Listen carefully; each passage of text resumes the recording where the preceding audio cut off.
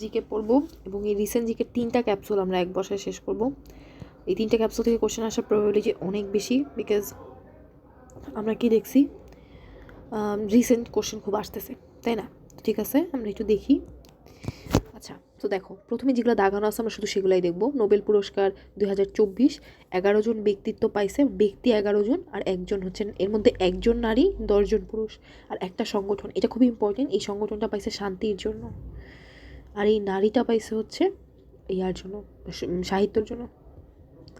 বাকি যে physics, chemistry, economics, হ্যাঁ, এগুলা সব পুরুষরা পাইছে। ঠিক আছে, তো সিম্পল। এখন আমরা শুরু করি। এই যে এখানে দেখো 6টি বিষয়ে নোবেল দেওয়া হয়, এটা আমরা জানি, এবং 1969 সালে ইকোনমিক্সটা অ্যাড করা হয়েছে, নোবেল আগে ছিল না, এবং নোবেল প্রাইজ দেওয়া শুরু হয় 1901 সাল থেকে। এই জিনিসগুলো আমাদের লাগতে পারে, নাও লাগতে পারে, জানি না, সো আমরা একটু একটু মনে রাখবো। ঠিক আছে, আচ্ছা, এখন দেখো, যেটা লাগবে, শান্তিতে বিজয় লাভ করছে একটা সংগঠন, এটা কোনো ব্যক্তি না, এবং এটা হচ্ছে নিহন হাদানকায়, এটা হচ্ছে জাপানের একটা পরমাণু অস্ত্র বিরোধী সংগঠন। ঠিক আছে, তাহলে এখান থেকে যা দাগানো আছে আমরা শুধু সেটাই পড়বো, যে নিহন হিদানকায়, নিহন হিদানকায়, এই নিহন হিদানকায়, দেখো নিহন জাপান, লাস্টে 2টা নিহ আছে। ঠিক আছে, তো এটা হচ্ছে এই জাস্ট যেগুলো দাগানো সেগুলো মনে রাখবা। আর সাহিত্যটা খুবই ইম্পর্টেন্ট, সাহিত্যে বিজয় লাভ করছে হাংকাং, দক্ষিণ কোরিয়ার, এটা যেন পরীক্ষায় গিয়ে উত্তর কোরিয়া না হয়ে যায়, দক্ষিণ কোরিয়াই থাকে, মনে রাখো ইজি, দক্ষিণের ন, হানের ন। ঠিক আছে, আচ্ছা, সাহিত্যে নোবেল বিজয়ী এশিয়ায় প্রথম নারী লেখক 2024 সালে পাইছে, আর তার যে উল্লেখযোগ্য গ্রন্থ এটা হচ্ছে ভেজিটেরিয়ান, এই ভেজিটেরিয়ানের জন্য সে কিন্তু পাইছে এই এবারের ইয়াটা। আর একটু মনে রাখবা, লাভ ইউসো, এটাও লিখছে হচ্ছে হাংকাং। ঠিক আছে, লাভ ইন ইউসো। আচ্ছা, অন্যান্য বিষয় সবচেয়ে মনে রাখতে হবে যে অর্থনীতিতে 3 জন পাইছে, চিকিৎসাতে 2 জন, পদার্থতে 2 জন, রসায়নে 3 জন। আসলে এবার নোবেল প্রাইজ থেকে আসার চান্স খুবই বেশি, সো এটা ভালো মতো পড়বা। দেখো, খুবই ইজি, চিকিৎসাতে কারা পাইছে, অ্যামব্রোস আর রাফকুন, ইউএসএ থেকে পাইছে, এখানেও সব ইউএসএ, সবই ইউএসএ। ঠিক আছে, শুধুমাত্র এই হিন্টন হচ্ছে কানাডার, বুঝছো? এটা মানে কি, মানে পৃথিবীর এই পাশ থেকে, এটা হচ্ছে উত্তর আমেরিকা মহাদেশ থেকেই সব পাইছে ইউএস, আর উপরেই ঠিক কানাডা, এখান থেকে পাইছে, বুঝছো? মানে সব সেম জায়গা থেকে পাইছে। তো তোমাদের জন্য এটা খুবই ইজি হলো, সবই যুক্তরাষ্ট্র, এটা অবশ্য যুক্তরাজ্য, একটু খেয়াল করবা, যুক্তরাজ্য, আর একটা কানাডা, একটা যুক্তরাজ্য। ঠিক আছে, তাইলে খেয়াল করবা যে আমার চিকিৎসা পদার্থবিজ্ঞানে 2 জন করে পাইছে, তাহলে এগুলো আরও ইম্পর্টেন্ট। ঠিক আছে, তাহলে খেয়াল করো যে হোপফিল্ড, হিন্টন, দুইটাই হ দিয়ে আছে, এর মধ্যে হোপফিল্ড ইউএসের, হিন্টন কানাডার, হিন্টনের ন আছে একটা, কানাডাতেও ন আছে, সো মনে রাখা ইজি। তারপর দেখবা, আর চিকিৎসাটা তো 5 স্টার ইম্পর্টেন্ট, ইভেন দাগানো আছে, হাইলাইট করা, আমি না দাগাই, সেটা হচ্ছে অ্যামব্রোস আর রাফকুন। অ্যামব্রোস আর রাফকুন হচ্ছে ইউএসের, তারা কি করছে, মাইক্রো আরএনএ আবিষ্কার করছে, এবং ওই যে জিন নিয়ন্ত্রণ, ট্রান্সক্রিপশন প্রসেসে যখন এমআরএনএ তৈরি করা হয়, সেখানে একটা জিন নিয়ন্ত্রণকারীর বিষয়টা নিয়ে তারা গবেষণা করছে। ঠিক আছে, বাকি নামগুলো একটু দেখবা। বাকি নামগুলো কি দেখবা বলো তো, জাস্ট এরকম, এই যে অ্যাসমোগ্লু, দেন জনসন, রবিনসন, এই দুটো তো মিল আছে, জনসন রবিনসন, যেটা মিল নাই সেটাই তুরস্ক যুক্তরাষ্ট্র, সেটা হচ্ছে অসমোগ্লু। লাস্ট ওয়ান, এটা খুবই ইজি, হপফিল্ড হিন্টন, নামগুলোও ইজি। আর এটা হচ্ছে বেকার মানুষজন কেমিস্ট্রি নিয়ে গবেষণা করছে, বেকার, হেসাবিস, জাম্পার, বেকাররা কি জাম্প করে, কারণ কিছু করার নাই, সারাক্ষণ জাম্প করে, আর একটা কি হেসাবিস। তো এই নামগুলো একটু কষ্ট করে মনে রাখবা। ঠিক আছে, এত ইম্পর্টেন্ট নয়, চিকিৎসাটা খুব ইম্পর্টেন্ট, রাফকুন আর অ্যামব্রোস। ঠিক আছে, তারপর আসো, এবারের এই কোশ্চেনটা আরও ইম্পর্টেন্ট, খেলাধুলা থেকে কোশ্চেন আসলেই এটা আসবে যে বাংলাদেশ কিন্তু পাকিস্তানের বিপক্ষে এই প্রথমবারের মতো টেস্ট সিরিজ জয়লাভ করছে। এখানে একটা কথা আছে, টেস্ট সিরিজ কখন জয়লাভ করে আর কখন টেস্ট ম্যাচ জয়লাভ করে। ঠিক আছে, দুইটা জিনিস আলাদা, খেয়াল করো।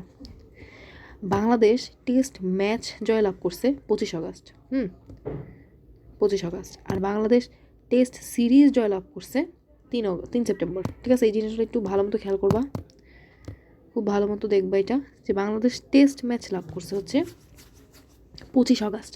তাহলে হাসিনা যখন পালাইছে 5 আগস্ট, ঠিক এর 20 দিন পরে বাংলাদেশ কিন্তু টেস্ট ম্যাচ লাভ করছে। টেস্ট ম্যাচ আর টেস্ট সিরিজ এক কথা না, টেস্ট ম্যাচ হচ্ছে ফার্স্ট ম্যাচটা পাকিস্তানের বিপক্ষে জিতছে প্রথমবারের মতো, পাকিস্তানের বিপক্ষে প্রথমবারের মতো বাংলাদেশ টেস্ট ম্যাচ, একটা ফার্স্ট ম্যাচটা জিতে গেছে 25 আগস্ট।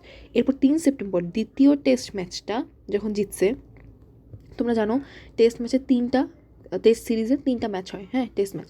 এখন এর মধ্যে ফার্স্টটা জিতলো, কিন্তু এরপরও 2টা জিতার বাকি প্রতিপক্ষের সম্ভাবনা থাকে, পরের টেস্ট ম্যাচটাও যদি জিতে তাহলে সে হচ্ছে টেস্ট ম্যাচ জিতবে। তাই দ্যাটস ওয়াই আমার কিন্তু 3 সেপ্টেম্বর তারা হচ্ছে টেস্ট সিরিজটা জিতছে, বুঝছো? কিন্তু অনেক প্যাচ লাগিয়ে ফেলো, অনেকে 25 আগস্ট দেখে লাফায় লাফায় দিয়ে দাও, কিন্তু কথা দেখতে হবে টেস্ট সিরিজ আছে কিনা। সিরিজ মানে বুঝতেছো প্রথম 2টা জিতলেই কিন্তু কী হয়, জিতে যায়। আর বাংলাদেশ সেটাই করছে। ইভেন বাংলাদেশ কী করছে বলতো, দ্বিতীয় টেস্ট ম্যাচে একদম মানে ফাটাফাটিভাবে হোয়াইট ওয়াশ করছে, যে 10টা উইকেটে জয়লাভ করছে। এটাও খুবই ইম্পর্টেন্ট, কয় উইকেটে, এবং উইকেটের বিচারে বাংলাদেশে এটাই সর্বোচ্চ জয় উইকেটের বিচারে, ঠিক আছে। এখানে একটু লেখা আছে দেখো, 3 সেপ্টেম্বর পাকিস্তানকে টেস্ট সিরিজে হারায়, খুবই ইম্পর্টেন্ট, সিরিজে হারায়।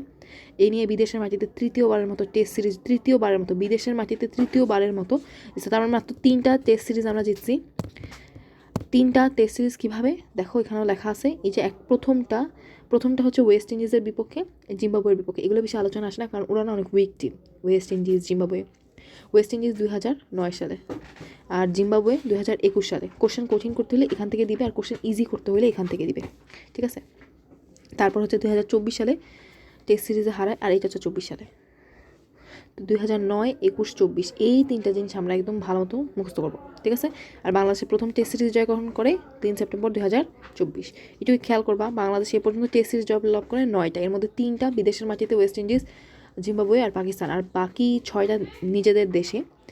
আচ্ছা, আর পাকিস্তানকে হারিয়ে যততম দলের বিপক্ষে 9তম, এটা হচ্ছে নবম, বুঝাই তো যায়। 9টার মধ্যে লাস্ট রিসেন্ট যেটা করলো সেটাই নবম, বুঝছো। তাহলে পাকিস্তানকে হারায়। তো দেখো যে এই যে এখানে কিন্তু তোমাদের সুন্দর করে মার্ক করে দিচ্ছে রেড পেন দিয়ে, যে নবম কথাটা কিন্তু এটার সাথে রিলেটেড, যে বাংলাদেশ লাস্ট টেস্ট সিরিজ লাভ করছে পাকিস্তানের বিপক্ষে। তার মানে তাহলে কততম হইল, নবম হইল রিসেন্টটা। 23 সেপ্টেম্বর 2024 পর্যন্ত বাংলাদেশ মোট টেস্ট ম্যাচ জয়লাভ করে 21টি। মোট টেস্ট ম্যাচে খেয়াল করো, একটু খেয়াল করবা, টেস্ট সিরিজ জয়লাভ করে 9টা, আর টেস্ট ম্যাচ জয়লাভ করে 21টা। তো দেখো 9টাতে টেস্ট সিরিজ লাভ করছে, এর মধ্যে 3+6 দিয়ে মনে রাখবা, একটা বিদেশ, 3টা হচ্ছে বিদেশ আর 6টা দেশে। এর মধ্যে 21টা টেস্ট ম্যাচে জয়লাভ করছিল, কিন্তু বাকি 2টাতে হারছে, যার কারণে ওগুলাকে টেস্ট সিরিজ জয়লাভ বলা যাবে না, ঠিক আছে। ইম্পর্টেন্ট, প্রথম 3টা খুবই ইম্পর্টেন্ট। আর এখন পর্যন্ত বাংলাদেশ টেস্ট ক্রিকেটে জয় পায় নাই ভারত আর দক্ষিণ আফ্রিকার বিপক্ষে, ওরা দুইটি খুবই স্ট্রং টিম। বাংলাদেশে একমাত্র ব্যাটসম্যান হিসেবে টেস্টের বিপক্ষে পাকিস্তানের বিপক্ষে একাধিক সেঞ্চুরি করেন লিটন দাস, ঠিক আছে। এই জন্য কিন্তু লিটন দাসকে কী করা হইতেছে বলো তো, লিটন দাসকে কিন্তু ওই যে অধিনায়ক করার চিন্তাভাবনা করা হইতেছে টেস্ট ম্যাচেই মনে হয়, ঠিক আছে।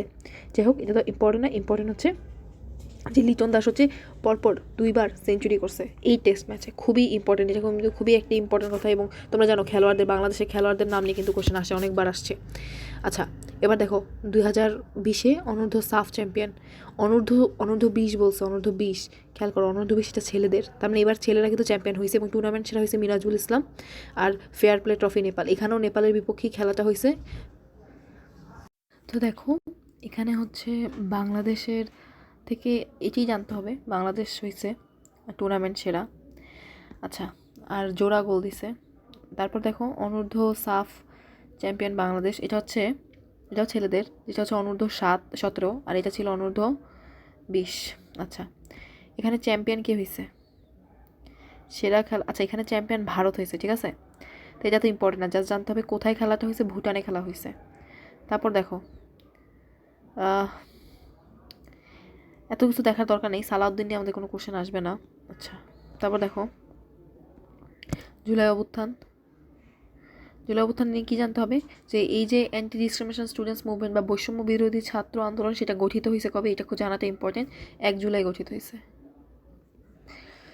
তারপর এখানে বিভিন্ন সমন্বয়কদের কথাবার্তা আছে, তোমরা সবাই চিনো। আরিফ সোহেলের নামটা একটু দেখবা, যদি এগুলো থেকে কোনো কোশ্চেন আসার চান্স নাই, ওদের নামও দেখবা, সবার নাম দেখবা।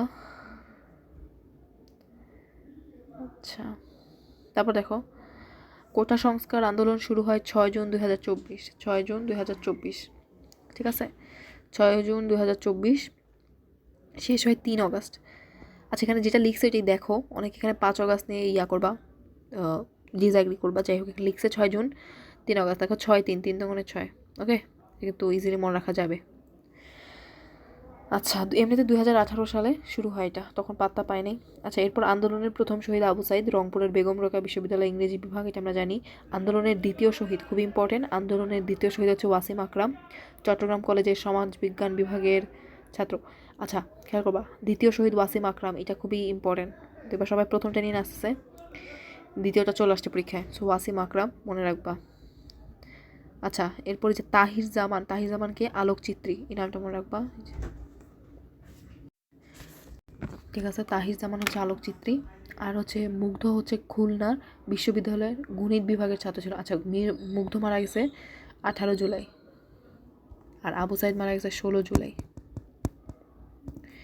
ঠিক আছে, আর ফাইয়াজ হচ্ছে রেসিডেন্সিয়ালের কলেজের ছাত্র। আচ্ছা দেখো, এখানে একটা বলছে 1581 জন হচ্ছে কি হয়েছে বলো, হয়েছে, শহীদ হয়েছে। এই কথাগুলোই অথেন্টিক না আসলে এক এক জায়গায় এক একটা দেওয়া। যেভাবে দাবি শুরু হয়েছে কীভাবে বলো, 31 জুলাই রিমেম্বারিং আওয়ার হিরোজ, 9 দফা দাবি। একটু দেখবা 9 দফা দাবি দিচ্ছে, এখানে 9 দফা দাবি এক এক জায়গায় এক একটা লেখা, আমি এক এক জায়গায় দেখছি 19 জুলাই লেখা, আরেক জায়গায় দেখছি 31 জুলাই। তো দেখো যেটা আছে 31 জুলাই রিমেম্বারিং আওয়ার হিরোজ, 9 দফা দাবি ঘোষণা করে। ঠিক আছে, তারপর 3 আগস্ট কী হয়েছে, 3 আগস্ট কিন্তু এক দফা দাবিতে উত্তাল হয় বাংলাদেশ। তাহলে 3 আগস্টে এক দফা দাবি দিছে। 4 আগস্ট কী হয়েছে দেখো, লং মার্চ টু ঢাকা আসলে 5 আগস্ট হয়, এখানেই আছে এই যে 5 আগস্টে লং মার্চ টু ঢাকা হয়। আর সম্প্রতি টাইম ম্যাগাজিন, খুব ইম্পর্টেন্ট, টাইম ম্যাগাজিনে না 100 জনের মধ্যে নাহিদ কিন্তু আসছে, নাহিদের নামটা। আচ্ছা, তারপর হচ্ছে লং মার্চ টু ঢাকা, দেখো এটা খুবই important, long march to Dhaka হয় 5 আগস্ট, আর 5 আগস্টই হাসিনা পালাইছে। সেটা মনে রাখা খুব easy, long march to Dhaka 5 August. ঠিক আছে, আর লং মার্চ টু ঢাকার ঘোষণা দেয় কিন্তু আসিফ মাহমুদ। আচ্ছা, আর এক দফা আন্দোলন নামেও পরিচিত। হ্যাঁ, আচ্ছা, এখান থেকে আর কি লাগবে, ধারাবাহিক তো দেখতে পারো। গণযাত্রা হয় 14 জুলাই, তাহলে এটা পড়তে হবে, গণযাত্রা হয় 14 জুলাই। দেখো গণপদ যাত্রা, পদ আর 14 জুলাই তো হবে, এটা তোমরা শিওর, কিন্তু এই যে যেগুলো প্যাচ লাগে সেগুলো একটু দিলাম। ওকে, এই দুটা জিনিস খেয়াল রাখবা। তারপর আসো এই যে বাংলা ব্লকেটের ঘোষণা হয়েছে 6 জুলাই, আর আন্দোলন চলছে, মানে বাংলা ব্লকেটটা চলছে 7 থেকে 12 জুলাই। ঠিক আছে, তাহলে এইটা ইম্পর্টেন্ট জানতে হবে, বাংলা ব্লকেট। আর বাংলা ব্লকেটের ওই তারিখ 6 জুলাই ছিল শনিবার। তোমাদের কিন্তু আমি বলছি কোনো বার মুখস্থ করার দরকার নেই, কারণ বের করা যায়, ট্রিক্স আছে। কমপ্লিট শাটডাউন হয়েছে 18 থেকে 22 July. March for justice 31 July. 31 জুলাইয়ের কাজগুলো অনেক ইম্পর্টেন্ট। 31 জুলাই কিন্তু রিমেম্বারিং আওয়ার হিরোজও হয়েছে, আবার মার্চ ফর জাস্টিসও হয়েছে। আচ্ছা, এবং দুইটা কথায় কিন্তু মিল আছে। দেখো রিমেম্বারিং আওয়ার হিরোজ 1 আগস্ট লিখছে এখানে, দ্যাট মিনস রিমেম্বারিং আওয়ার হিরোজটা কী হয়েছে বলতো, 31 জুলাই ঘোষণা দিছে যে আমরা 1 আগস্ট করব, মার্চ ফর জাস্টিস করব। ঠিক আছে, আর হচ্ছে রিমেম্বারিং আওয়ার হিরোজ করবো, আর মার্চ ফর জাস্টিস 31 জুলাই। তো দুইটা জিনিস একদম ভালো মতো মুখস্থ করবা, এগুলো থেকে আসার চান্স আছে অনেক বেশি। ঠিক আছে, দেখো দেখো আচ্ছা, এমনি দেখো রিমেম্বারিং আওয়ার হিরোজ হচ্ছে 1 আগস্ট, আর যা মার্চ ফর জাস্টিস। দেখো মানুষ প্রথমে বিচার চায়, তারপর হিরো হইতে পারে, এমন কিছু একটা। তো তার আগে জাস্টিসের ডেটটা আসবে 31 জুলাই, তারপর হিরো, অর্থাৎ রিমেম্বারিং আওয়ার হিরোজের 1 আগস্ট ডেট আসবে। দ্রোহযাত্রা 1 আগস্ট, এটা দ্রোহযাত্রাও 1 আগস্ট, খুবই ইম্পর্টেন্ট। বইয়ে 1 আগস্ট না থাকলে অ্যান্সার 2 আগস্ট হবে, মাথায় রাখবা। ঠিক আছে, দ্রোহযাত্রা। অসহযোগ আন্দোলন 3 আগস্ট, এটা হচ্ছে খুবই ইম্পর্টেন্ট, এটা আসবে দেখবা। 3 আগস্ট হচ্ছে অসহযোগ আন্দোলন করা হয়েছে। Then march to Dhaka, long march to Dhaka 5 আগস্ট, এটা আগেও বলছি। রেজিস্ট্যান্স উইক হচ্ছে 13 আগস্ট, খুবই ইম্পর্টেন্ট, এটা দেখবা চলে আসছে। রেজিস্ট্যান্স উইক হচ্ছে 13 আগস্ট। ওকে, খুবই ইম্পর্টেন্ট রেজিস্ট্যান্স উইক, কারণ হাসিনা যাওয়ার পরেও দেখো ওদের কিন্তু আন্দোলন সবাই চলছে, এখানে জেনজিরা আসছে। 13 আগস্ট হচ্ছে রেজিস্ট্যান্স উইক।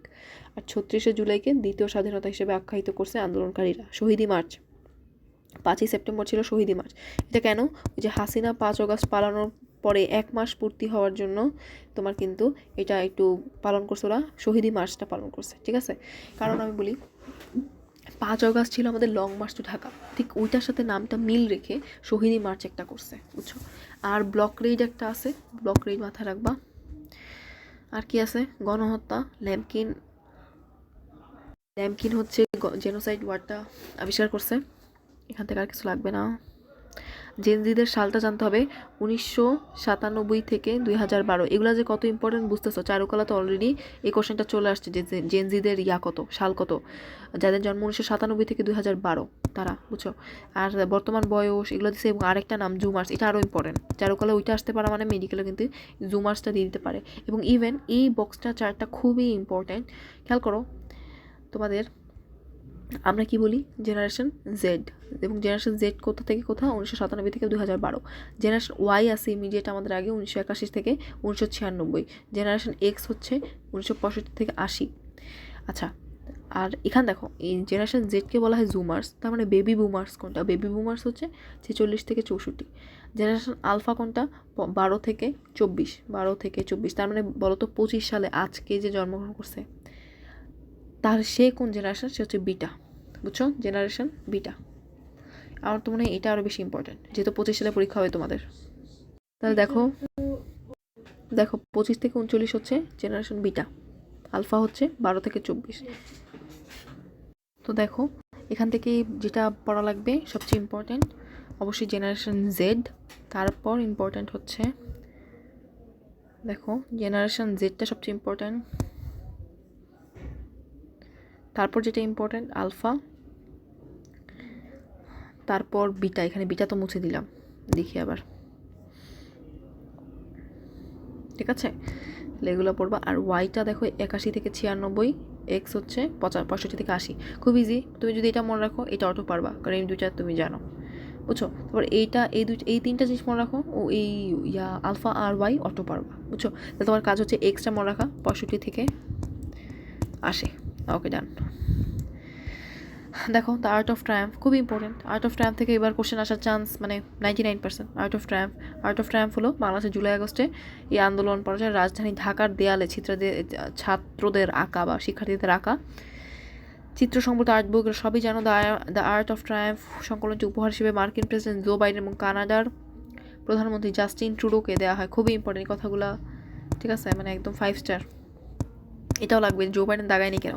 জো বাইডেনকে কিন্তু দিছে এই যে ইউনুস, আর ইউনুস কাকে দিছে বলো তো? এই যে জাস্টিন ট্রুডোকে। উনি হচ্ছেন কানাডার প্রধানমন্ত্রী। কেমনি মনে রাখবো বলো? Justin Trudeau.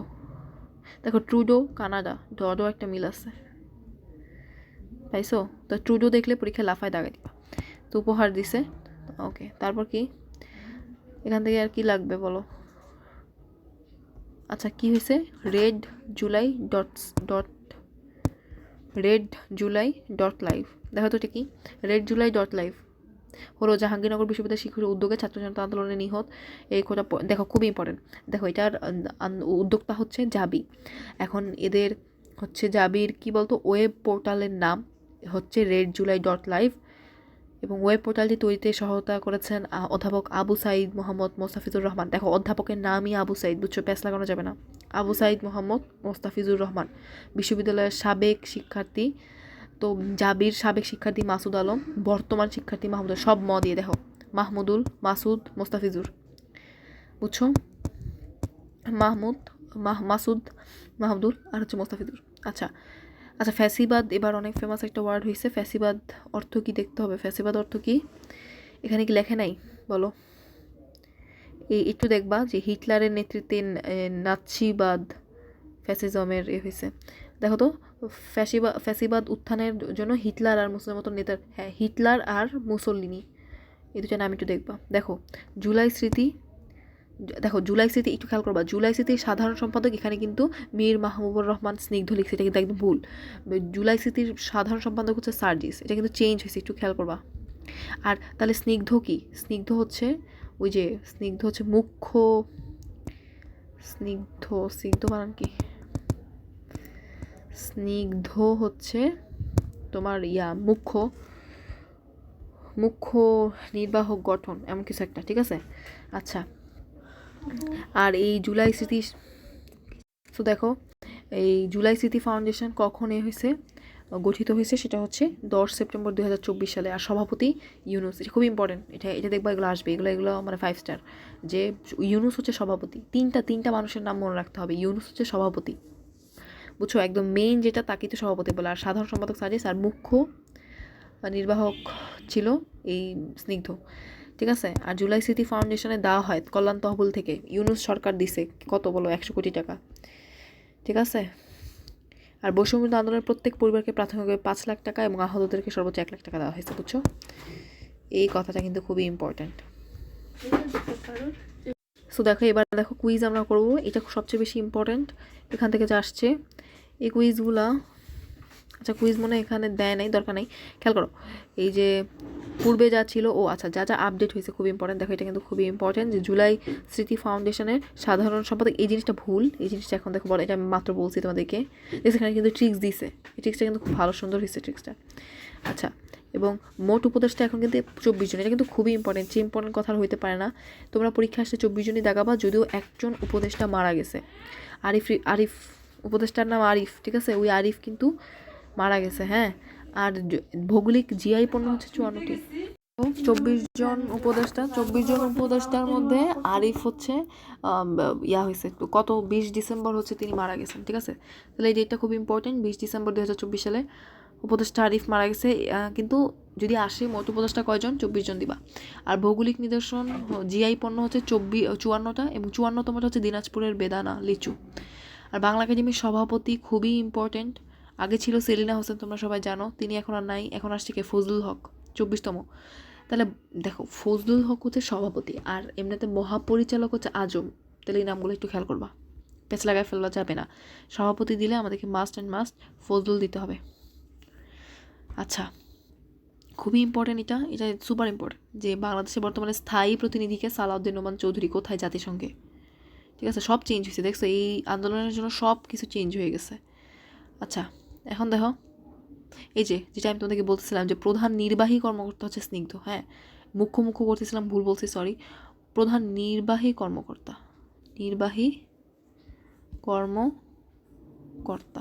হচ্ছে স্নিগ্ধ, প্রধান নির্বাহী কর্মকর্তা, এটা মাস্ট মুখস্থ করতেই হবে। আচ্ছা, এবং নতুন উপদেষ্টা হচ্ছে মাহফুজ আলম, এটা হচ্ছে মোহাম্মদ ইউনুসের সহকারী। বশির হচ্ছে বাণিজ্য উপদেষ্টা। আর এই যে মোস্তফা সরোয়ার ফারুক হচ্ছে সংস্কৃতি উপদেষ্টা। এদেরকে নিয়ে 21+3 24 হয়েছে। আর যে জিআই, আচ্ছা সর্বশেষ জিআই এখানে কত দিল, মির্জাপুর, আচ্ছা তার মানে 53টা হচ্ছে দিনাজপুরের বেদানা। আর এখানে টাঙ্গাইলের মির্জাপুরের জুরমকির সন্দেশ, কিচ্ছু জানা লাগবে না, যা জানবা টাঙ্গাইলের সন্দেশ, ঠিক আছে।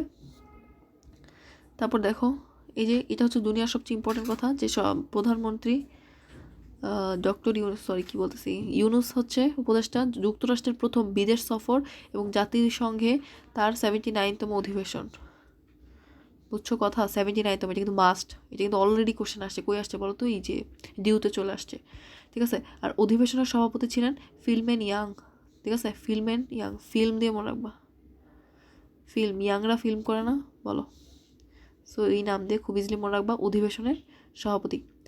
আচ্ছা, এখন কোথায় হয়েছে, যুক্তরাষ্ট্রে হয়েছে, আর কিছু জানা লাগবে না, জাতিসংঘের সদর দপ্তর যেখানে। আচ্ছা ফাইন, সময়কাল 10 সেপ্টেম্বর, এই 10 সেপ্টেম্বরে কিন্তু আবার ওই জুলাই স্মৃতি ফাউন্ডেশন গঠিত হয়েছিল, 10 থেকে 24। আর স্লোগানটা একটু দেখতে পারো চাইলে, শান্তি টেকসই উন্নয়ন, দরকার নেই। এটা সবচেয়ে ইম্পর্টেন্ট যে জাতিসংঘের পূর্ণ সদস্য না হয়ে এবারের অধিবেশনে আসন পেয়েছে ফিলিস্তিন, বুঝছো, এবারের এটা কিন্তু রিসেন্ট কথা, এটা বারবার আমি পাইছি, ঠিক আছে। সো জাতিসংঘের পূর্ণ সদস্য না হয়েও এখানে মিনিং জানা লাগবে না, ফিলিস্তিন তো তোমরা এমনি মনে রাখতে পারবা। 22 সেপ্টেম্বর কী হয়েছে বলো, 22 সেপ্টেম্বর হচ্ছে জাতিসংঘের পরিষদের ভবিষ্যতের অনুমোদিত হচ্ছে প্যাক্ট ফর দ্য ফিউচার, এইটা অনুষ্ঠিত হয়েছে, জাস্ট কিছু মনে রাখবা না, বলবা প্যাক্ট দেখলেই 22 সেপ্টেম্বর। 24 সেপ্টেম্বর এটা শেষ হয়েছে, সো 22 তারিখ একটা ফিউচারের জন্য প্যাক্ট করছে। জাতিসংঘের বাংলাদেশে 50 বছর, দেখো খেয়াল করো, খুব ইম্পর্টেন্ট, বাংলাদেশের 50 বছর, বাংলাদেশ কিন্তু এর সদস্যপদ লাভ করছে হচ্ছে 17 সেপ্টেম্বর 1974 সালে, 17 সেপ্টেম্বর 1974 সালে, ওকে, খুব ভালো কথা। আর 2024-এ 50 বছর হইল। আর বাংলাদেশ এটার সদস্যপদের জন্য আবেদন করছে 1972 সালে, 1972 সালে বাংলাদেশ কমনওয়েলথের হয়েছে সদস্যপদ। আর পর্যবেক্ষক রাষ্ট্র হিসেবে ছিল বাংলাদেশ কিন্তু পর্যবেক্ষক রাষ্ট্র হিসেবে ছিল 2 বছর, যেমন এখন ফিলিস্তিনি আছে, ঠিক আছে। যে অধিবেশনের সদস্যপদ লাভ করে 29তম অধিবেশনে। আর এবার অধিবেশন কত হলো, 79th, মাঝখানে কত বছর, 50 বছর। তাহলে আমরা হিসাব মিলাইতে পারছি যে বাংলাদেশ 50 বছর। তো যে কোনো একটা মনে রাখলেই হবে, মনে করে এটা ভুলে গেছো, সমস্যা নেই, তুমি এই দুইটা জিনিস জানো, মাইনাস করে 29 বের করবা।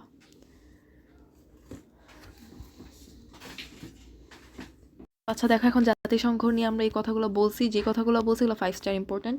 আর হচ্ছে বাংলাদেশ কততম দেশ হিসেবে লাভ করে, 136তম। আর মনে রাখবা কমনওয়েলথেরটা হচ্ছে 32তম দেশ হিসেবে কমনওয়েলথেরটা লাভ করে, ঠিক আছে। ওকে, আচ্ছা বাংলাদেশের সাথে 2 দেশ সদস্য পদ লাভ, আচ্ছা বাংলাদেশের সাথে আবার এই 2 মার্কা দেশ, গিনি আর গ্রানাডা।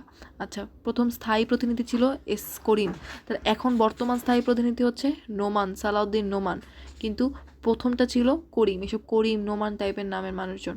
আর এখন দেখো, প্রথম নারী স্থায়ী প্রতিনিধি হচ্ছে ইসমাত জাহান, খুবই ইম্পর্টেন্ট, এটা আমি অনেকবার অলরেডি কোশ্চেন পেয়ে গেছি, তোমাদের পড়তে হবে। নারী স্থায়ী প্রতিনিধি হচ্ছে ইসমাত জাহান। আর হচ্ছে দেখো, বাংলাদেশের মহাসচিবের সহকারী আন্ডার সেক্রেটারি জেনারেল হচ্ছে আমিরা হক, প্রথম বাংলাদেশি নারী। তাহলে কি হলো, বাংলাদেশের মহাসচিবের সহকারী আন্ডার সেক্রেটারি আমিরা হক। ঠিক আছে, বাংলাদেশের পক্ষে সাধারণ কী বলে পরিষদের সভাপতিত্ব করেন হুমায়ুন রশিদ চৌধুরী। হুমায়ুন রশিদ চৌধুরীর নাম আমরা আগেও শুনছি, ইয়ার সময় মুক্তিযুদ্ধের সময় ওনার অনেক অবদান ছিল, উনি এরকম বহির্বিশ্বে প্রচার করছে। বাংলাদেশের পক্ষে সাধারণ অধিবেশনে পরিষদে তিনি সভাপতিত্ব করছেন। 3টি গুরুত্বপূর্ণ বিষয়।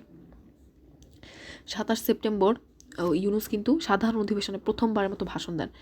তাহলে দেখো, প্রধান সরকার হিসেবে বাংলা, এটা কিন্তু আমাদের জন্য অনেক গর্বের বিষয় যে বাংলাদেশের প্রধান হিসেবে, সরকার প্রধান হিসেবে তিনি কিন্তু সাধারণ পরিষদের অধিবেশনে প্রথমবারের মতো ভাষণ দেয়, 79তম অধিবেশনে।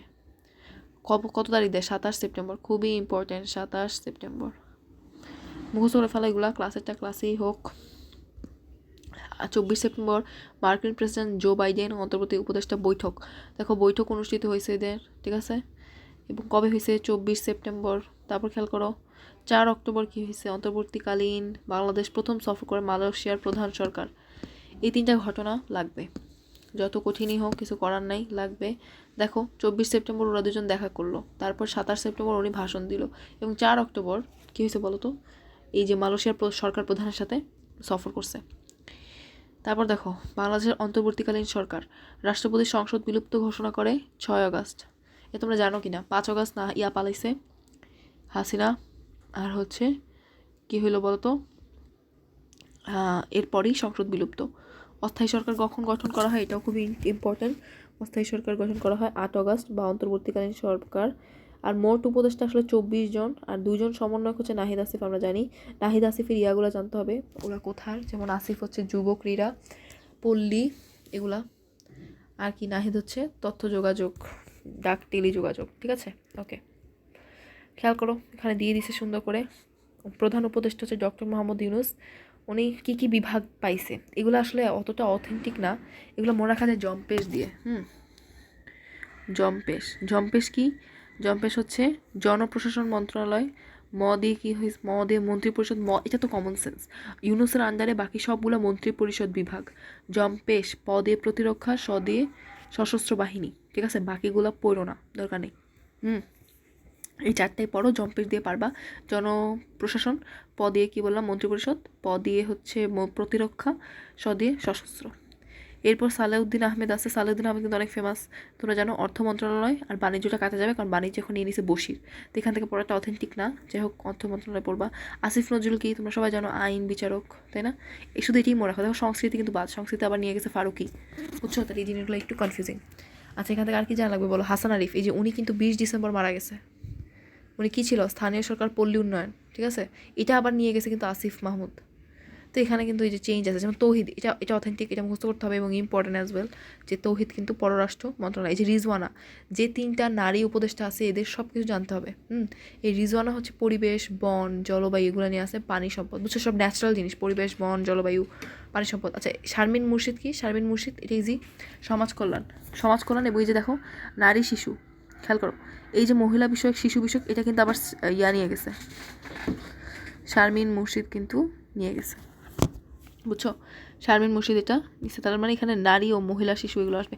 আচ্ছা, তো সমাজ কল্যাণ, দেখো খেয়াল করো, মুর্শিদ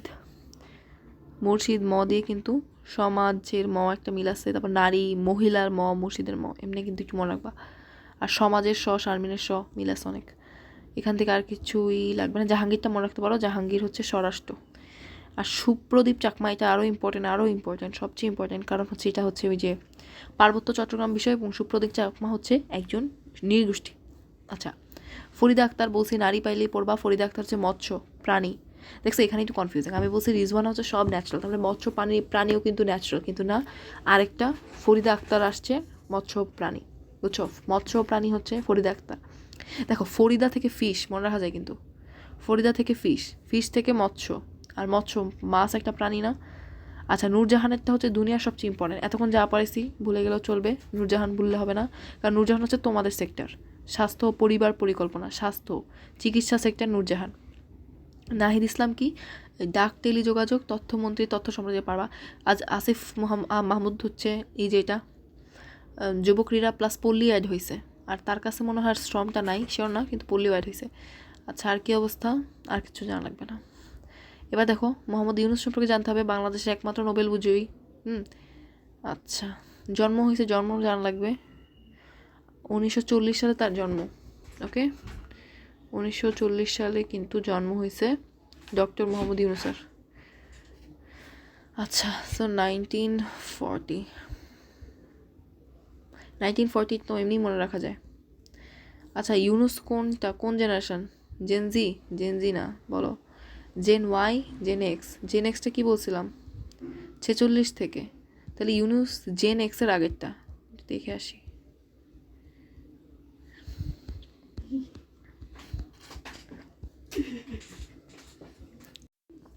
সো দেখো জেনারেশন এক্স হচ্ছে 65 থেকে 80, জেনারেশন বেবি বুমার্স হচ্ছে 46 থেকে 64, সাইলেন্ট জেনারেশন ইউনুস হচ্ছে সাইলেন্ট জেনারেশন, সাইলেন্ট জেনারেশন হচ্ছে 28 থেকে 45, ঠিক আছে, ইউনুস তো 1940 হয়েছে। সো ইউনুস হচ্ছে সাইলেন্ট জেনারেশন 1928 থেকে 1940, বুঝছো, তার মানে সাইলেন্ট থেকে আমার জেন বিটা পর্যন্ত সবই পড়তে হবে। এখন আমি তোমাদেরকে একটা কথা বলছি যে তুমি যদি ইউনুসের 28 থেকে 45 মনে রাখতে পারো, তোমার জেন এক্স শুধু মনে রাখতে হবে, সেটা হচ্ছে 65 থেকে 80, আর জেনারেশন জেড তোমরা এমনিই জানো, আর বিটাটা মাথায় রাখতে হবে, মাত্র 4টা মনে রাখবা, বাকি 7টা এমনি পরীক্ষার হলে পারবা। কই আর কই দেখি তো, আমরা এখানে সবই ইম্পর্টেন্ট যা আছে, এখান থেকে দেখবো 4-5টা কমন। দেখো আচ্ছা উনি হচ্ছে জেনারেশন সাইলেন্ট, ওকে পড়া শেষ আমাদের। এখন কি পড়বা, যে তিনি আসলে কি, তিনি হচ্ছেন চট্টগ্রামে জন্ম নিয়েছে এবং ইভেন তিনি ঢাকা বিশ্ববিদ্যালয়ে ডিউতে চান্স পাইছে এবং কত সালে অর্থনীতি বিভাগে, এবং তিনি কিন্তু টিচার ছিলেন আবার চট্টগ্রাম কলেজের, চট্টগ্রাম বিশ্ববিদ্যালয়ের অর্থনীতির বিভাগের প্রধান ছিলেন উনি। ওকে আর কি করছে বলো তো, সামাজিক ব্যবসা ধারণাটা কিন্তু ইউনুসের, ঋণ ক্ষুদ্র ঋণের প্রবর্তক মোহাম্মদ ইউনুস, এটা হচ্ছে এবার পরীক্ষা আসবে, খুবই ইম্পর্টেন্ট দুইটা কথা, সামাজিক ব্যবসা এবং ক্ষুদ্র ঋণ। আর তার জীবনী, এই যে ইউনুসের জীবনী কিন্তু জাপান আর কানাডায় অন্তর্ভুক্ত করা হয়েছে, খুবই ইম্পর্টেন্ট, তোমরা ইভেন বইটা দেখছো। দক্ষিণ এশিয়ায় ইউনুস শান্তিতে যততম নোবেল বিজয়ী, দ্বিতীয়, শোনো শান্তিতে নোবেল বিজয়ী ইউনুস হচ্ছে দক্ষিণ এশিয়ায় দ্বিতীয়, বুঝছো। দেখো কোনটা পড়বা, জাপান কানাডা পৃথিবীর দুই প্রান্তের দেশ, এখানে জাপান এখানে কানাডা, এই দুই প্রান্তের দেশ হচ্ছে জাপান কানাডা, আর ইউনুসের এটা দ্বিতীয় উনি সাউথ এশিয়াতে, বুঝছো। তারপর কি বলো, যুক্তরাষ্ট্রের কংগ্রেশনাল, দেখো 3টা অ্যাওয়ার্ড আছে বিশ্বে যেটা ইউনুস পাইছে, খুবই রেয়ার, এর মধ্যে 2টা এখানে নাম দিয়ে দিছে, কংগ্রেশনাল গোল্ড মেডেল আর একটা হচ্ছে নোবেল। তো দেখো কংগ্রেশনাল গোল্ড মেডেলটা কি হয়েছে এটার, বলো কংগ্রেশনাল গোল্ড মেডেলটা, এই যে কংগ্রেশনাল গোল্ড মেডেল লাভকারী প্রথম বাংলাদেশি হচ্ছে ডক্টর মোহাম্মদ ইউনুস, যুক্তরাষ্ট্রের একটা ইম্পর্টেন্ট। তারপর দেখো মুক্তিযুদ্ধ অবদান, তিনি একটি নাগরিক কমিটি প্রতিষ্ঠা করছে, আর কিছু দরকার নেই। আর কি আচ্ছা তারপর দেখো দ্য ওয়ার্ল্ড অফ 3 জিরোস, এটা তার বই, ইউনুসের যতগুলো বই আছে সবগুলো ছোটস্থ করতে হবে। ইউনুসের বইগুলো দেখো, ওয়ার্ল্ড অফ 3 জিরোস, সেটা হচ্ছে 22টা ভাষায় অনুদিত হয়েছে, ওয়ার্ল্ড অফ 3 জিরোস, হ্যাঁ। আর তার প্রথম 2024 সালে অলিম্পিক থিম ছিল 3 জিরো তত্ত্ব, এটা এর চেয়ে ইম্পর্টেন্ট কথা হইতে পারে না, এটা কেন দাগায় নেম যায় না। এরপর বা যে 2024 সালে অলিম্পিকের প্রথম থিম কী ছিল, প্যারিসে ফ্রান্সে যে অলিম্পিকটা হলো 3 জিরো থিম, ইউনুসের তত্ত্বটাকে তারা থিম হিসেবে নিয়েছে, খুবই গর্বের আমাদের জন্য। আর হচ্ছে ওয়ার্ল্ড অফ 3 জিরোস, এটা কি ইউনুসের বই, 22টা ভাষা অনুদিত হয়েছে, সবই লাগবে এখানে, সবই পড়ো, ঠাজা মুখস্থ দাও। 3 জিরো তত্ত্ব কী কী, শূন্য দারিদ্র্য, শূন্য বেকারত্ব, শূন্য কার্বন নিঃসরণ, ইংলিশগুলো important, poverty unemployment, net carbon emission zero, সবই জিরো। তারপর দেখো ইউনুস সেন্টার প্রতিষ্ঠা 2006 সালে, 2006 সালে নোবেল পাইছেন, 2006 সালে কী হয়েছে, প্রতিষ্ঠা হয়েছে ইউনুস সেন্টার। অবস্থান মিরপুর ঢাকা, নির্বাহী পরিষদ লামিয়া মোর্শেদ, লামিয়া মোর্শেদ নামটা ইম্পর্টেন্ট কারণ তিনি হচ্ছে নির্বাহী পরিচালক, যে লামিয়া মোর্শেদের ছবি আছে, তিনি অন্তর্বর্তীকালীন সরকারের প্রধান উপদেষ্টার কার্যালয়ের টেকসই লক্ষ্যমাত্রা অর্থাৎ এসডিজির মুখ্য সমন্বয়ক হিসেবে যোগদান পেয়েছে লামিয়া মোর্শেদ। ও মাই গড, এই কথাগুলো খুবই ইম্পর্টেন্ট। লামিয়া মোর্শেদ আসলে পরিচয়টা কি, আগের পরিচয় সেটা হচ্ছে তিনি নির্বাহী পরিচালক কিসের, ইউনুস সেন্টারের। কোথায়, যে বাংলাদেশ সামাজিক ব্যবসা। এখন ইউনুস সেন্টার কি হয়েছে, অন্তর্বর্তীকালীন সরকার অর্থাৎ উপদেষ্টার এসডিজির তিনি হচ্ছে মুখ্য সমন্বয়ক। দেখছো সমন্বয় কথাটা কিন্তু আছে, মুখ্য সমন্বয়ক, খুবই ভালো কথা। তার উল্লেখযোগ্য গ্রন্থ, এগুলো সব মুখস্থ করবা, খুবই ইম্পর্টেন্ট। সামাজিক ব্যবসা আসবে এগুলো।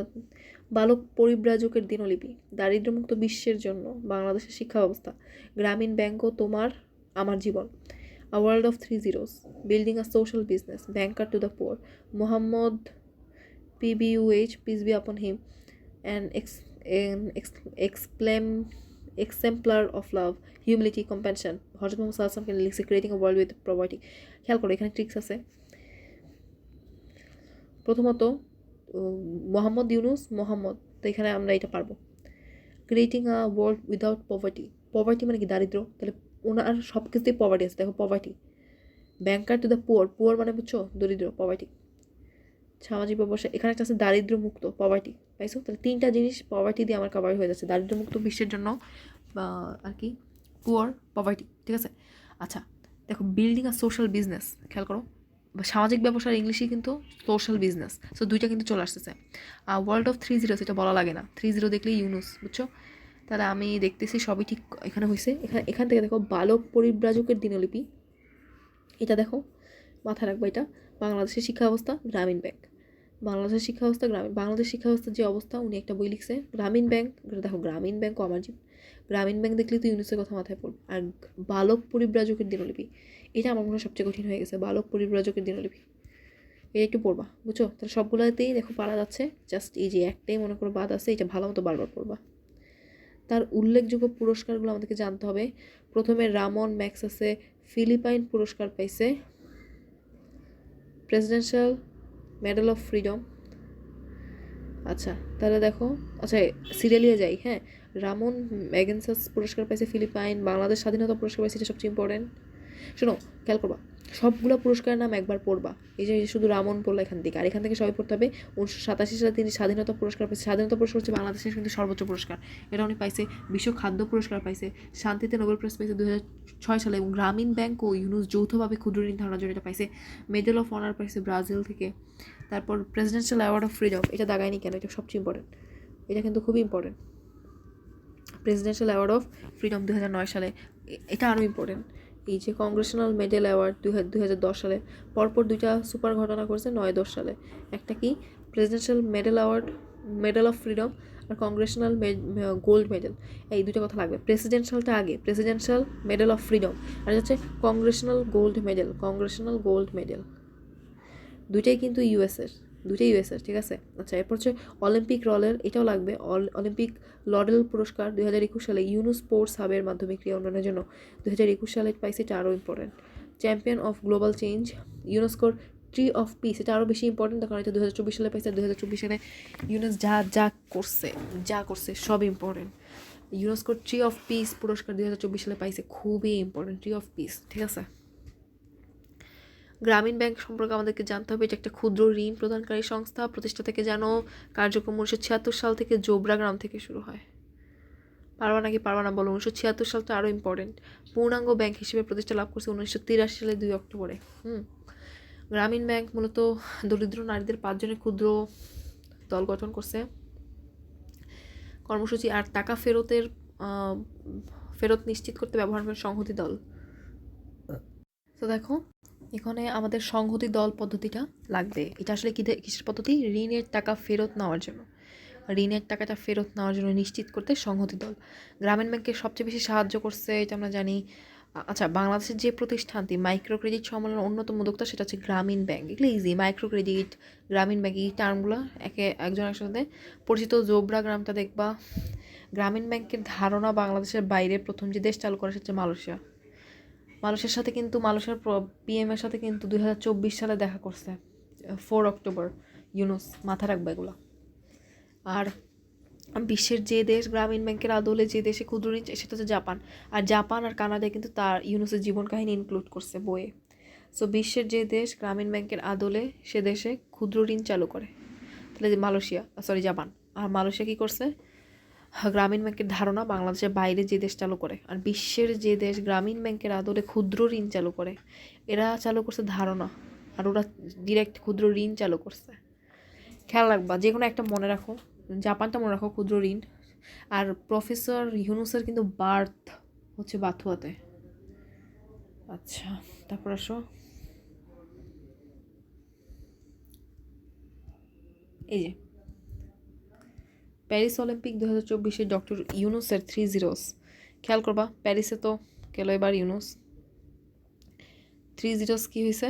আয়োজন হচ্ছে 33তম শীতকালীন গ্রীষ্মকালীন আর আন্তর্জাতিক ইন্টারন্যাশনাল অলিম্পিক কমিটি। সময়কাল দেখবা, মাস্কট হচ্ছে দ্য ফ্রিজ। মাস্কট কি? The fridge. দেখো এই যে দ্য ফ্রিজ, গ্রীষ্মকালীন আয়োজন হলো, নাম কিন্তু ফ্রিজ। এবং ইয়ার কি বলো, ডানা 36 হচ্ছে বিপিএল এর মাস্কট। প্যারিস অলিম্পিকে উল্লেখযোগ্য অর্জন কি বলো, তাড়াতাড়ি বলবা। ফুটবলে কে কি হইলো? ফুটবলে স্পেন হয়েছে ছেলেদের থেকে, মেয়েদের থেকে বেছে।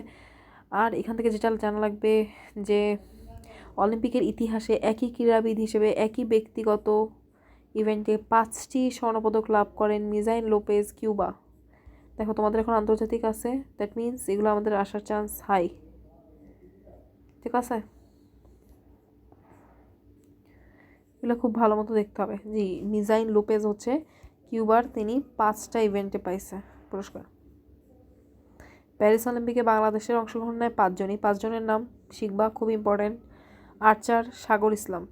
দেখো আমরা জানি আর্চার কিন্তু রোমান সানা, কিন্তু এই যে এখন কিন্তু সাগর ইসলামও গেল। শুটার রবিউল ইসলাম। সাঁতারু সামিউল ইসলাম, সব ইসলাম। আর সোনিয়া আক্তার। দৌড়বিদ ইমরানুর রহমান। ইমরানুর রহমান কিন্তু বাংলাদেশের সবচেয়ে দ্রুততম মানবী হচ্ছে শিরিন। ঠিক আছে, আর অংশ নেওয়ার 5জনের মধ্যে একজন সরাসরি খেলার সুযোগ পান সাগর ইসলাম এবার কিন্তু খুব ফেমাস হয়েছে। সাগর ইসলাম কী বলতো, আর্চার। মানে আমরা জানি রোমান সানার হচ্ছে ইন্টারন্যাশনাল আর্চার ফ্রম বাংলাদেশ, কিন্তু এবার বাংলাদেশি আর্চার সাগর ইসলাম কিন্তু ঠিক সেই কাজটা করছে, খুব ইম্পর্টেন্ট সাগরের নাম। আর শুটার হচ্ছে রবিউল। আর সামিউল হচ্ছে সাঁতার, আর সোনিয়াও সাঁতার। তা সাঁতারের শ, সামিউলের শ, সোনিয়ার শ, ভেরি ইজি। আচ্ছা, দৌড়বিদ ইমরান। আচ্ছা, একক অলিম্পিকে বাংলার সর্বোচ্চ অংশ নেয় 7জন। এই 7জনই জানিয়েছে 2016 সালে। এটা দেখতে পারো রিও অলিম্পিকে, ঠিক আছে, এটা দেখে রাখতে পারো। প্যারিস অলিম্পিকে ডক্টর ইউনুস হচ্ছে প্যারিস অলিম্পিক আয়োজনে 3-0 বিষয়কে মূল। আচ্ছা, এত কিছু দরকার নেই, শুধু প্যারিস অলিম্পিকের আয়োজনে 3-0 বিষয়টাকে থিম ধরা হয়েছে। প্যারিস অলিম্পিকে গেমস ভিলেজ ছিল ফ্রান্সের সেন্ট ভিনেস। তাহলে প্যারিস অলিম্পিকে গেমস ভিলেজ ছিল কোনটা? ফ্রান্সের সেন্ট ভিলেজ, এটা মনে হয় গেমস ভিলেজটা।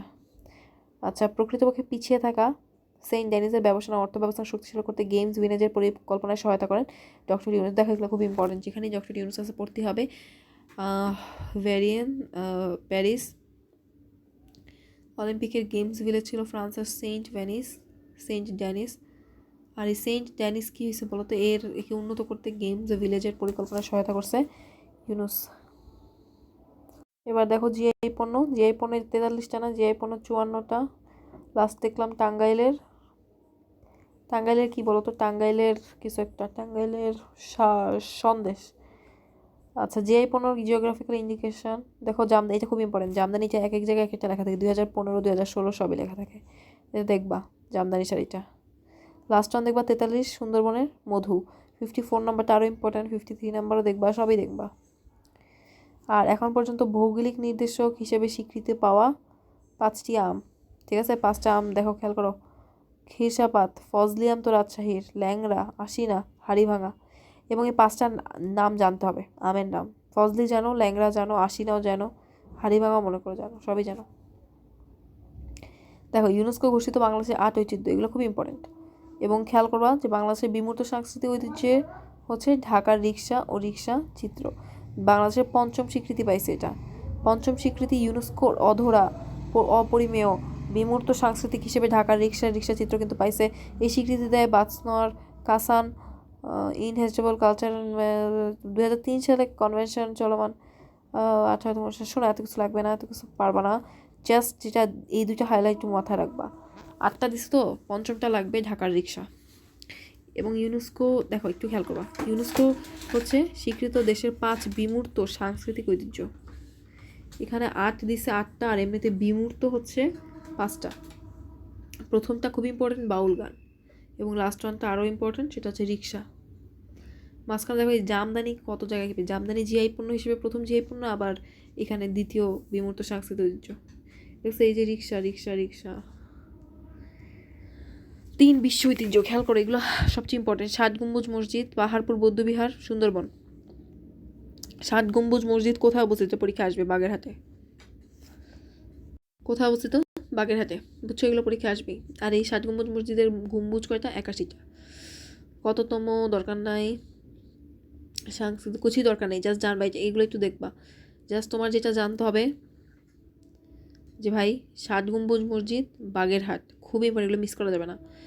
পাহাড়পুর বৌদ্ধবিহার নওগাঁ, তুমি এগুলো অনেকেই পারো না, বুঝোই না কি বলতেছে। সুন্দরবন বাংলাদেশে 698, এটা তোমরা সবাই জানো, 1997 সালে সুন্দরবনকে ইউনেস্কো ঘোষণা দিচ্ছে, তাই না? আর রামসার সাইটকে ঘোষণা দিচ্ছে কত সালে? 2000 সালে। এগুলো একটু দেখবা। আচ্ছা, সো বিশ্ব ঐতিহ্য, 3টা বিশ্ব ঐতিহ্য, 3টাই খুব ইম্পর্টেন্ট, এবং জায়গাগুলো আরও সবচেয়ে বেশি ইম্পর্টেন্ট। বাগেরহাট, নওগাঁ, বাংলাদেশ। ইউনেস্কোর বিশ্ব স্মৃতির তালিকায় বেগম রোকেয়ার সুলতানা স্বপ্ন, এটা আরও বেশি ইম্পর্টেন্ট। সবই ইম্পর্টেন্ট, ঠিক আছে, সবই ইম্পর্টেন্ট, সাম্প্রতিক অনেক ইম্পর্টেন্ট এবার। আচ্ছা, ইউনেস্কো দেখো বিশ্বস্মৃতি বা ওয়ার্ল্ড মেমোরি তালিকায় কিন্তু বেগম রোকেয়ার লেখা নারী মুক্তিপ্রত্যাশী উপন্যাস সুলতানাস ড্রিম, সুলতানার স্বপ্ন। এই দেখো সুলতানার স্বপ্ন কিন্তু পাইছে, যে দেখো বেগম রোকেয়ার উপন্যাসে নারীর ক্ষমতায়ন, পরিবেশ, জলবায়ু প্রসঙ্গে আছে, দেখতে পারো, ঠিক আছে। দেখো ঘোষণাটি দেওয়া হয় মঙ্গোলিয়ার রাজধানী উলান বাটোরে, দেখবা, যেহেতু ওরা নিজেরাই বোল্ড করে দিচ্ছে। আর এটা হচ্ছে 10ম সভায়। সুলতানাস ড্রিম নামের আবেদন, দেখো এতের কাছে সুলতানাস ড্রিম নামের আবেদন হচ্ছিল মুক্তিযুদ্ধ জাদুঘরে। এখান থেকে যা যা হাইলাইট করা হয় তা বারবার পড়বা। দেখো বেগম রোকেয়ার সুলতানাস ড্রিম উপন্যাস অবলম্বনে 2023 সালে নির্মিত স্প্যানিশ চলচ্চিত্র এল সুয়েনো সুলতানা, দেখো নামই সুলতানা আছে, সুলতানা থেকে সুয়েনো মিল আছে। এদের কি হয়েছিল? এটা সুলতানাস ড্রিম থেকে ওরা চলচ্চিত্র বানায় ফেলছে। খেয়ে দিয়ে কাম নাই, স্প্যানিশটা চলচ্চিত্র বানাইছে। স্প্যানিশ চলচ্চিত্র, এই যে চলচ্চিত্রকারটা কে ছিল? ইসবালা হারগুয়েরে, দেখছো? হবে, পারবা? ওকে। তৃতীয় বাজেট, এই বাজেটগুলো ইম্পর্টেন্ট, আর এবং অর্থনীতি রিলেটেড এবার আরও বেশি ইম্পর্টেন্ট। ওকে, তো দেখো বাংলাদেশে এবার বাজেট পেশ করা হয় 53তম, অন্তর্বর্তীকালীন 54তম। অন্তর্বর্তীকালীন ধরলে 54 আর এমনিতে 53। ঘোষণা করা হয় 6 জুন 2024 সালে। 6 জুন কিন্তু আমাদের আন্দোলন শুরু হয়েছিল। আচ্ছা, তারপর টেকসই কথাটা জাস্ট মনে রাখবা। বাজেট কার্যকর 1 জুলাই আমাদের কী ছিল? বৈষম্য বিরোধী ছাত্র আন্দোলন গঠিত হয়েছে। তাতে ডেটগুলো কিন্তু মিলে গেছে, এটা ইজি হয়েছে। ওকে, ঘোষণা কার্যকর। বাজেট ঘোষণা কে করছিল? মাহমুদ আলী, জাস্ট একটু মনে রাখবা, মাহমুদ আলী। সর্বোচ্চ বরাদ্দকৃত, দরকার নেই এগুলো, জাস্ট এটা দেখবে যে জনপ্রশাসনের সর্বোচ্চ বরাদ্দকৃত, শিক্ষাতে এরপর সেকেন্ড। যাই হোক, 1972 সালের প্রথম বাজেট আকার ছিল এত কোটি টাকা, দরকার নেই।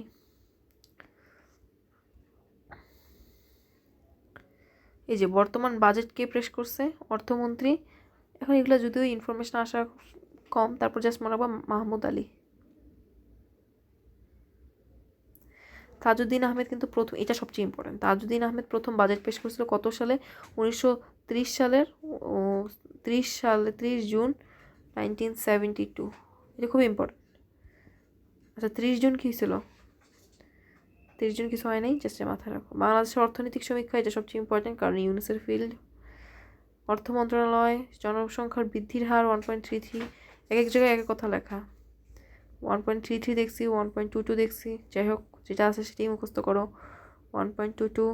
প্রত্যাশিত গড় আয়ু 72 বছর, সাক্ষরতার হার 77.9%, মাথাপিছু জিডিপি 2000, জিডিপির প্রবৃদ্ধি 5.82%, ব্যাংকে তফসিল 42টা, ব্যাংকে তফসিল কটা বলতো 42টা, পিএলসির 15, পাবলিক লিমিটেড কোম্পানি। বাংলার সবচেয়ে বেশি আমদানি করে, আমদানি মানে আনা চীন থেকে, দেখো না সব কিছু মেড ইন চায়না। আর দ্বিতীয় ভারত। বাংলার সবচেয়ে বেশি রপ্তানি করে যুক্তরাষ্ট্র, ইউএসএতে গার্মেন্টসের ড্রেসগুলো দেয়। Second Germany. সর্বাধিক রেমিটেন্স পেয়েছে, এটা সবচেয়ে দুনিয়ার সবচেয়ে ইম্পর্টেন্ট কথা, যে এবার রেমিটেন্স আসছে সবচেয়ে বেশি ইউএই থেকে। এই কোটা আন্দোলনের সময় অনেক রেমিটেন্স পাঠাইছে দেশে, সেটা হচ্ছে ইউএই, আবুধাবি, দুবাই। আচ্ছা, বাংলাদেশের সবচেয়ে বেশি সহায়তা করে এডিবি। কোন ব্যাংক সবচেয়ে বেশি সহায়তা করে? এডিবি। সবচেয়ে বেশি দেশ হিসেবে সহায়তা করে জাপান, সংস্থা হিসেবে এডিবি, দ্বিতীয় আইডিএ। খুবই ইম্পর্টেন্ট এগুলা, বুঝছো? সবচেয়ে বেশি এটা কিন্তু এগুলো আমি পাইছি, তো ওখানে আইডিএ আনসার ছিল। যাই হোক, সংস্থাটা দেখবা আইডিএ, এডিপি দরকার নেই। সবচেয়ে বেশি গ্যাস, হ্যাঁ এটা তো কেমিস্ট্রি পড়া, সবচেয়ে বেশি গ্যাস খরচ হয়, 55% খরচ হয়। 55% খরচ হয়। তারপর 32তম মানব উন্নয়ন প্রতিবেদন, UNDP, United Nation Development Programme. প্রতিবেদনের শীর্ষ দেশ সুইজারল্যান্ড, সর্বনিম্ন দেশ সোমালিয়া। তাহলে দেখো, মানব উন্নয়ন বাংলাদেশ 129তম, ইউএনডিপির এটা প্রকাশ করে ইউএনডিপি। এর মধ্যে শীর্ষ দেশ সুইজারল্যান্ডের জীবনধারার মান অনেক উন্নত, সবচেয়ে সোমালিয়া। আর বাংলাদেশ কিন্তু এই যে 129তম। এগুলো এবার আসার চান্স অনেক বেশি। গড়াইতে শীর্ষ দেশ জাপান, তোমরা জানো। সবচেয়ে কম হচ্ছে সাদো লেসোতো। মাথা পিছু হয় সবচেয়ে শীর্ষ দেশ, অনেক উন্নত, লিচটেনসাইন। আর সবচেয়ে কম দক্ষিণ সুদান, আফ্রিকার একটা ফালতু দেশ। মাথা পিছু কার্বন ডাইঅক্সাইড নিঃসরণ করে সবচেয়ে বেশি কাতার। আগে কিন্তু মেডিকেল একটা কোশ্চেন ছিল চীন যে কার্বন নিঃসরণ করে, এখন আবার কাতার হয়েছে। এটা কার্বন ডাইঅক্সাইড।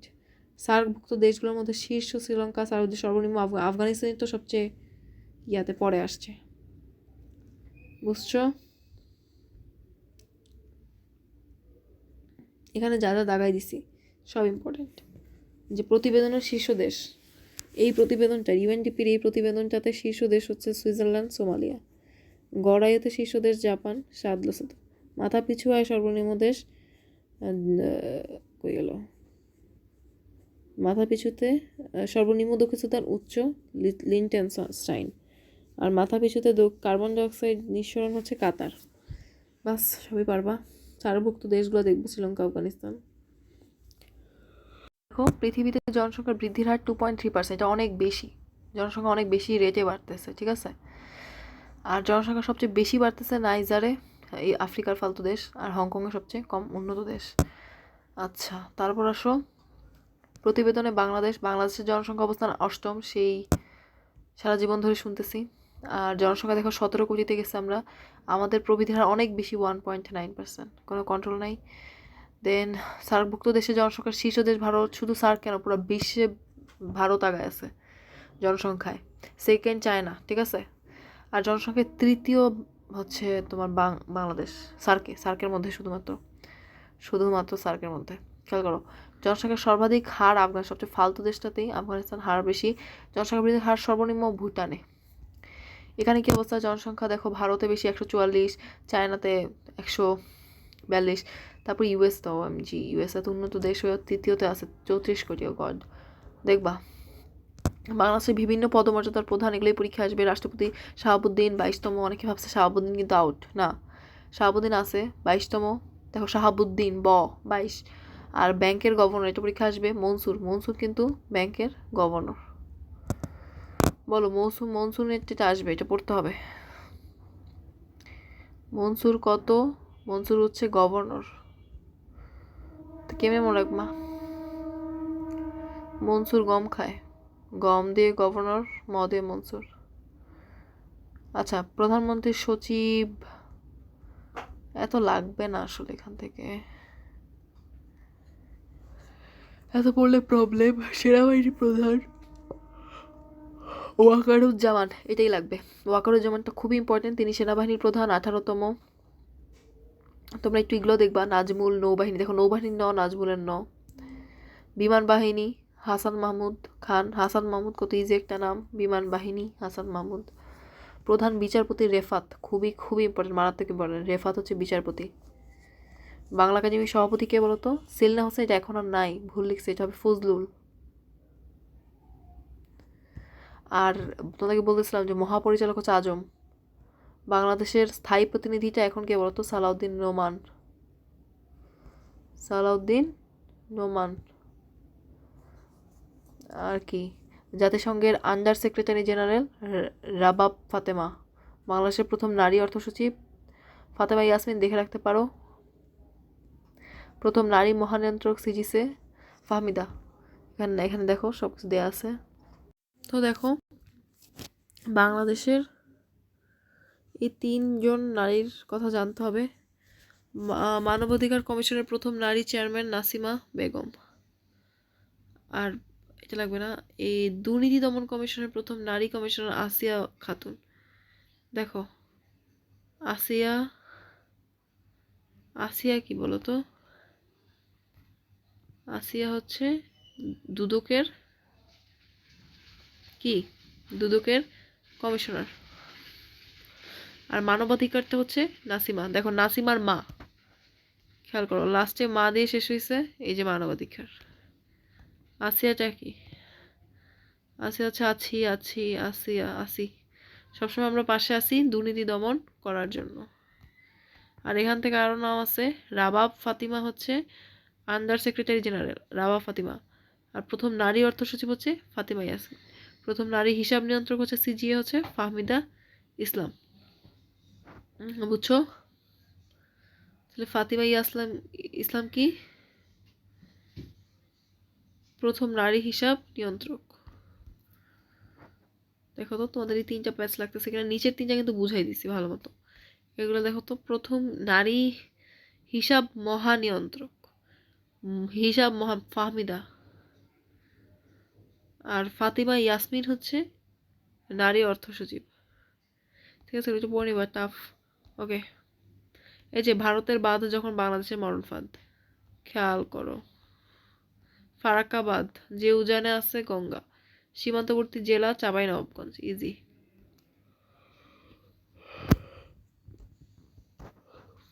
ডুম্বুর বাঁধ হচ্ছে গোমতী, মানে কুমিল্লার ওইদিকে, সীমান্তবর্তী জেলা কুমিল্লা। তাহলে এই ডুম্বুর বাঁধটা দেখো, এটা হচ্ছে কুমিল্লার দুঃখ বলা হয় গোমতীর দিকে, রিজন আছে। এই দেখো ডুম্বুর বাঁধটা কি করে বলো তো? এই যে দেখো, এই ডুম্বুর বাঁধ যখন তুমি খুলে দিবা তখন সব পানি এখানে এভাবে তলায় যাবে। আর এখানেই হচ্ছে আমাদের কুমিল্লা, হ্যাঁ। আর এটা হচ্ছে গোমতী নদী। তাহলে এই গোমতী নদীর পানিগুলো কুমিল্লায় চলে আসো, সেটা কুমিল্লার দুঃখ। বাঁধ সবসময় দুঃখ, এই বাঁধগুলো খুবই ডেঞ্জারাস, বিরক্তিকর। ঠিক আছে, এটা দেখো, এটা তো ফারাক্কা বাঁধ কিছু বললাম না, পুরো বাংলাদেশ তলায় যায়। টিপাইমুখ বাঁধ কি বলতো? টিপাইমুখ বাঁধ যে নদীর উপর হয়, বরাক বাঁধ, বিটি দিয়ে মনে রাখবা, বরাক। টিপাইমুখ সীমান্তবর্তী জেলা হচ্ছে সিলেট। তিস্তা বাঁধ হচ্ছে সিকিম পর্বতাঞ্চল থেকে উৎপত্তিস্থল সিকিমের, আর সীমান্ত হচ্ছে নীলফামারী। বেসিক তথ্য, বাংলাদেশের যে আকস্মিক বন্যা হয় সেটা উত্তর পশ্চিমাঞ্চল। এই দেখো উত্তর পশ্চিম, তাহলে এই রিজনগুলোতে খুব ইম্পর্টেন্ট। দেখো টিকাদান কর্মসূচি, টিকাদান তো বরাবরই ইম্পর্টেন্ট। ইপিআইতে যুক্ত হওয়া নতুন টিকা, এইচপিভি। জরামুখ ক্যান্সারের মৃত্যু শূন্যের কোঠায় নামে আসার জন্য দেশে, এই দেখো এইচপিভি হিউম্যান প্যাপিলোমা ভাইরাস দিছে 15 অক্টোবর। ঠিক আছে, জরায়ুমুখ ক্যান্সার অন্যতম কারণ হিউম্যান প্যাপিলোমা ভাইরাস। আর এইটার কর্মসূচিতে সহায়তা করছে ইউনিসেফ। আর কি করছে? বিশ্ব স্বাস্থ্য সংস্থা, হু, দ্য ভ্যাকসিন অ্যালায়েন্স, গেভি। বুঝছো? সব ইম্পর্টেন্ট। এইচপিভির পুনরূপ হিউম্যান প্যাপিলোমা ভাইরাস। আচ্ছা, এগুলো না এখন পুরান হয়ে গেছে আসলে, এটা আগের কোশ্চেন। আচ্ছা, এখন দেখো এগুলা ইম্পর্টেন্ট, যে 11টি রোগের টিকা কর্মসূচি, 11টি রোগের কর্মসূচি। দেখো খেয়াল করো, ব্যাসিলাস, এই দেখো যক্ষা যেটা দিয়ে হয়, ব্যাসিলাস ক্যালমেট গুয়েরিন, সেটা হচ্ছে বিসিজি। ডিপথেরিন, হুপিং কাশি,